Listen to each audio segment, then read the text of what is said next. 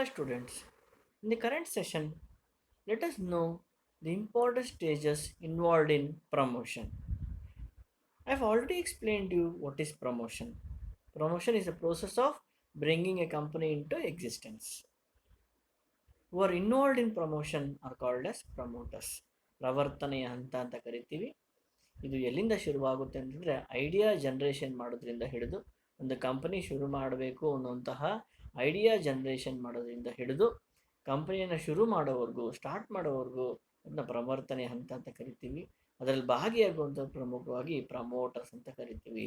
Promoters are those who takes up the responsibilities of bringing a company into existence. So ನಾವು functions of ಪ್ರಮೋಟರ್ಸನ್ನು ಸಹ ತಿಳ್ಕೊಂಡ್ವಿ. ಕಾರ್ಯಗಳು ಅಂತ ಕರಿತೀವಿ. ಅದರ ಕಾರ್ಯಗಳು ಏನೇನು ಮಾಡ್ತಾರೆ ಅದರ ಹಂತಗಳಾಗಿ ಡಿವೈಡ್ ಮಾಡಿದ್ರೆ they are 5 important stages involved in promotion. So ಇವು ಪ್ರವರ್ತನೆಯ ಹಂತಗಳು.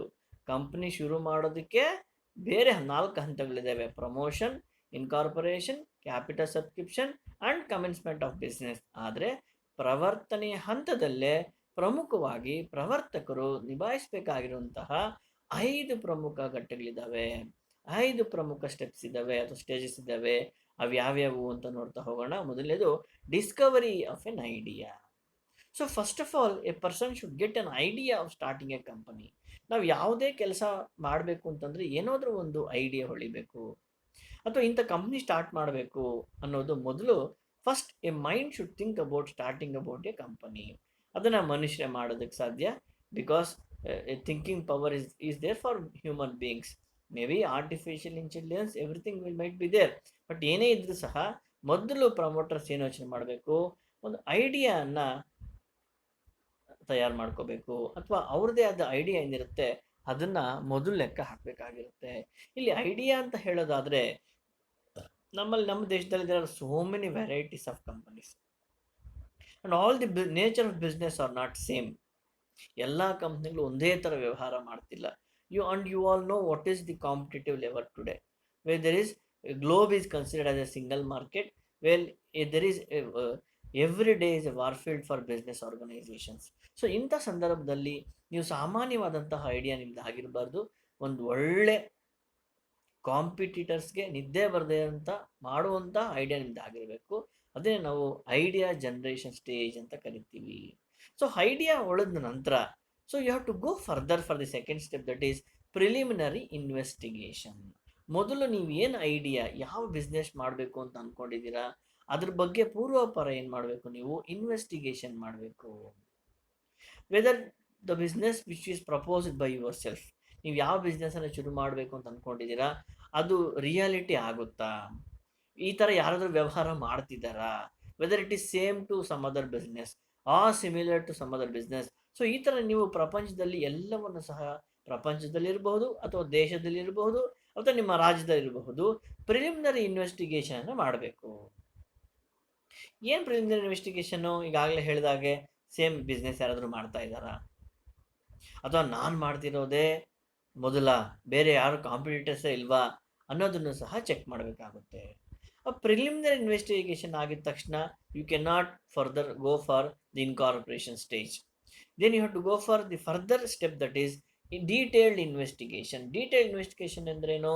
ಆಗಲೇ ಪ್ರಿಲಿಮಿನರಿ ಇನ್ವೆಸ್ಟಿಗೇಷನ್ ಮಾಡಿದ್ದೀರಾ, ಈಗ ಇನ್ನೂ ಒಳ ಹೊಕ್ಕಿ ಅದರಲ್ಲಿ ಏನಿದೆ if you want to start any business, what are the advantage of that business, what are the risk involved in that business, whether it is a feasible business, what are the disadvantages of that kind of business, whether it is really possible for me to form a business, such kind of business.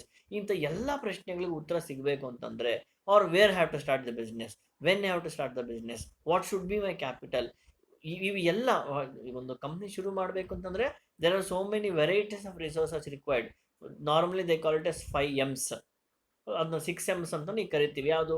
Men, material, machinery, money, management. ಈಗ ಒಂದು ಸೇರಿಸ್ಕೊಂಡಿದೆ market ಅಂತಲೂ. ಇವು ಎಲ್ಲ ಪೂರಪರ ಏನು ಮಾಡಬೇಕು, ನಾವು investigation ಮಾಡಬೇಕಾಗುತ್ತೆ. ನನ್ನ ಐಡಿಯಾಗೆ ಸಂಬಂಧಪಟ್ಟ ಹಾಗೆ ನಾನು ಏನು ವ್ಯವಹಾರ ಮಾಡಬೇಕು ಅಂತ ಐಡಿಯಾ ಹೊಳೀತು, ಅದರ ಪ್ರಿಲಿಮಿನರಿ ಇನ್ವೆಸ್ಟಿಗೇಷನ್ ಮಾಡಿ ನಾನೇನು ಮಾಡಬೇಕು, ಡೀಟೇಲ್ಡ್ ಇನ್ವೆಸ್ಟಿಗೇಷನ್ ಮಾಡಬೇಕು. In the detailed investigation a promoter will come to know whether you want to proceed further with the idea conceived or yet to look into some other idea. Detailed investigation ಆದಮೇಲೆ ಎಲ್ಲ ಪ್ರವರ್ತಕ ಅಥವಾ ಪ್ರವರ್ತಕರಿಗೆ ಏನು ಗೊತ್ತಾಗುತ್ತೆ ಅಂದರೆ ಈ business ಫೀಸಿಬಲ್ಲ, ಲಾಭ ತರುವಂತಹದ್ದ, ಲಾಭದಾಯಕವಾದುದಂತ ಅಂತ ಈಸಿಯಾಗಿ ಗೊತ್ತಾಗುತ್ತೆ. ನಂತರ ಏನು ಮಾಡ್ತಾರೆ, ಮುಂದಕ್ಕೆ ಹೋಗ್ತಾರೆ. ಯಾವುದು ಅಸೆಂಬ್ಲಿಂಗ್ ಸ್ಟೇಜ್ ಅಂತ. ಅಸೆಂಬ್ಲಿಂಗ್ ಅಂದರೆ ಏನು, ಕ್ರೋಢೀಕರಿಸೋದು ಅಂತ ಹೇಳ್ತೀವಿ, ಗ್ರೂಪಿಂಗ್ ಅಂತಲೂ ಕರಿತೀವಿ. ಏನಿದ್ರ ಅರ್ಥ ಅಸೆಂಬ್ಲಿಂಗ್ ಅಂತಂದರೆ, ಆಗಾಗಲೇ ಹೇಳಿದಾಗೆ for starting up of any company resources are very much required. A promoter who conceived an idea, who discovered an idea, and where he has done the detailed investigation, if he feels it is very much required, then he will try to assemble the resources which is required. ಅದು raw materials ಇರಬಹುದು, human resource ಇರಬಹುದು, directors ಇರ್ಬೋದು, company secretaries ಇರ್ಬೋದು, ಅವೆಲ್ಲವನ್ನು ಸಹ ಕ್ರೋಢೀಕರೋದಕ್ಕೆ ಪ್ರಯತ್ನ ಮಾಡ್ತಾರೆ. ಇನ್ನು ಕೊನೆಯ ಹಂತದಲ್ಲಿ ನಮಗೆಲ್ಲ ಗೊತ್ತಿರೋ ಹಾಗೆ money or capital is very much required. So financing the venture, normally preliminary ಎಕ್ಸ್ಪೆಂಡಿಚರ್ಸನ್ನು ಸಹ ಒಂದಷ್ಟು ಖರ್ಚು ಮಾಡಬೇಕಾಗಿರುತ್ತೆ. ಅವೆಲ್ಲವನ್ನು ಖರ್ಚು ಮಾಡಬೇಕಾದ್ರೆ ಪ್ರಮೋಟರ್ಸ್ ಹತ್ರ ಒಂದಷ್ಟು ಹಣ ಇರಬೇಕು. ಅದನ್ನು ನಾವು ಫಿನಾನ್ಸಿಂಗ್ ದ ವೆಂಚರ್ಸ್ ಅಂತಲೂ ಕರಿತೀವಿ. ಬರೀ ಪ್ರಿಲಿಮಿನರಿ ಎಕ್ಸ್ಪೆಂಡಿಚರ್ಸ್ ಅಲ್ಲ, normally promoters will have some capital which they will come forward to invest in the business organisation.